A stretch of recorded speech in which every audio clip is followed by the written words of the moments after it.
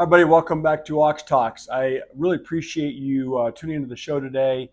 Thank you for liking these videos, hitting that thumbs up for me, sharing the videos with people as far and wide as you can, and also please subscribe to the channel if you're not subscribed. If you are subscribed, if you don't mind sending this to other people and ask them to subscribe so we can keep growing the community. I have two things I want to share today. Still down at the coast with my good friend Bob, and basically, there's two things. One is the port strike resolution. I'm going to address that just here quickly for a second, and then I'm going to address the jobs report. And that really was the focus of the thumbnail today, which was "Don't be fooled."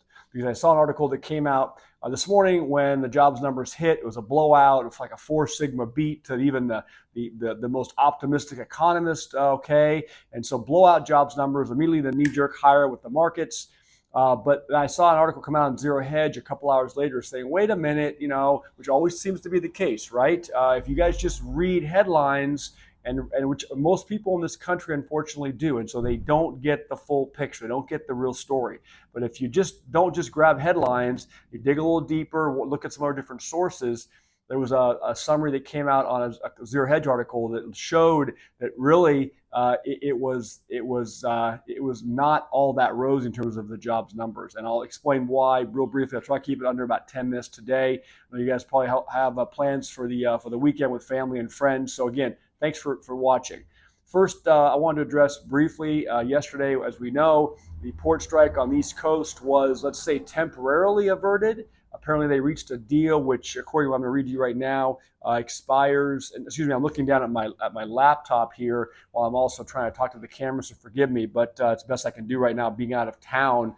I don't have the ability to print my regular articles. So this was Zero Hedge yesterday afternoon, and it says today. It says yesterday the Union of East Coast and Gulf Coast dock workers reached an agreement with port operators, ending a 3-day strike at ports from Maine to Texas.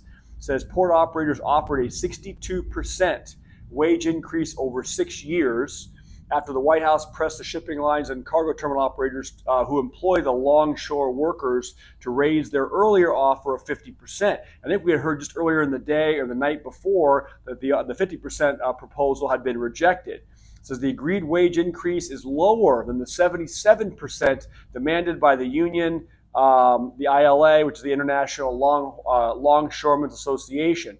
But it is a better deal, listen to this, than the Union of the West Coast dock workers reached last year. That's very interesting because now they're saying, well, is this going to lead to more strikes in other unions as well now? It says the base hourly rate for ILA port workers will be raised from $39 to $63 to phase in over 6 years. Note that many dock workers currently, it says, earn more than $100,000 per year. The agreement lasts, here we go, until January 15th, 2025. So apparently there is a sunset provision on this. I don't know all the details. If you guys know, leave your comment below. What happens as of January 15th, 2025? Of course, conveniently after the election, if they have to go right back to square one and revisit this. This is while the two sides negotiate on the other issues, such as automation on the docks. Well, that was a big issue as far as I understood. It was the automation. The ILA said, no, we're not going to tolerate automation.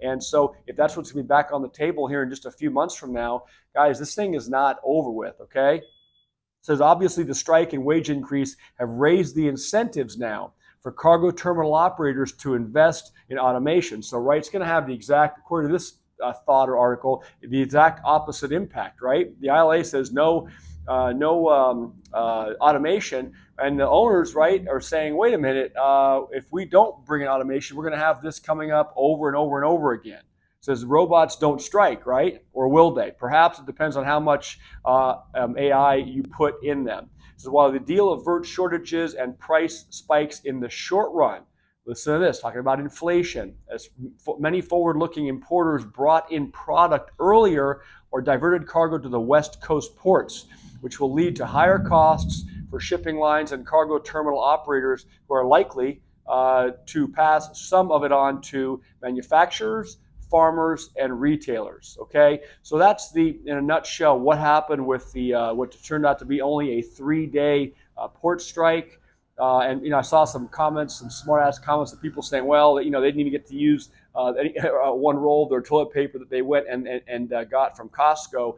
The point is this: anybody who went out and topped off supplies, from my perspective, that was not wasted time, a wasted energy, or wasted money. Okay, there's nothing wrong with having a few extra things on hand. And guess what? Next time, and there will be a next time that this comes around again, you won't be the one jumping in your car, rushing down to Costco or Sam's Club in some kind of a panic. I'm not saying any of you were, but obviously that was happening. If you guys watch the news stories all around the country unfolding, if you read the comments on the videos on this channel, that was absolutely happening. Okay, so I'll move on to today's jobs report. Again, watch the CNBC article and the release this morning, and cheerleading galore.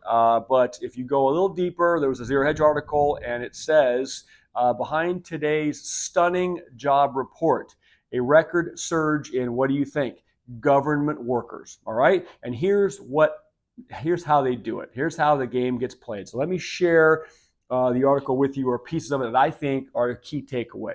So at first glance, today's jobs report was indeed impressive. The surge in jobs, according to both the household and the establishment surveys, indicated a strong rebound from recent monthly weakness. It says, which coupled with the drop in unemployment rate, right, dropped to 4.1%, the upward historical revision suggested, right, that most of the recent labor market weakness may have been transitory. Okay, and that, of course, was the message that the mainstream wanted to convey to the stock market and to the average man and woman in America, right? That everything is great, the economy is fixed, don't have to worry about any kind of a recession, right? It says, instead, though, for now, let's look on the parts of the jobs report which the BLS has traditionally used to mask or hide headline weakness, such as part-time workers used to mask weakness in full-time jobs, or foreign-born workers surging at the expense of native-born workers. Okay, so it says, let's talk about what happened with this month. Okay, it says, let me scroll down here. Sorry, it says it didn't take long as they dug into the data to find what the BLS did this time to make the jobs appear much stronger than expected. A political imperative, it says, for the highly politicized agency tasked with making the current administration economy appear stronger than it is, right? We're just a few weeks away now, less than a month away, or about a month away from the election, right? It says survey print, it says it says the answer, ironically, is the number of government workers, which exploded higher and were not only instrumental in pushing the household survey print much higher, but meant the difference between 4.1% and 4.5% unemployment rate. So they're saying if they didn't have these kind of job numbers, and the employment rate would have ticked up to 4.5%, okay? And that would have triggered the SAM rule. Go back and look at what that is. And of course, there was a lot riding on coming out with a good number today. It says, here's what happened. In September, the number of government workers as tracked by the household survey soared by 785,000 from 21,421,000 to 22,216,000, both seasonally adjusted. This was the biggest monthly surge in government workers on record, okay, which means ever. It says, while government workers soared by the most on record, private workers, listen to this, rose by just 133,000, right? So basically nothing. Far more believable number, it says. And one which, however, would indicate that the recent labor market malaise continues, which we all know, guys, it does. Leave your comments below. What are you seeing in your industry, in your job market, in your area? I read and see comments all the time and see other sources of information we understand what's truly going on with the job market right in this country, right? I mean, that is exactly why, one of the reasons the Fed came out and made this 50 basis point cut a couple weeks ago, right? Because there's a softening in the job market. I think Powell even came out and said, had I known that we were going to cut 818,000 jobs out of what the official numbers were for the last year, I would have lowered the rates in July. He's made some comment to that extent. So That's how many government jobs were created. It says,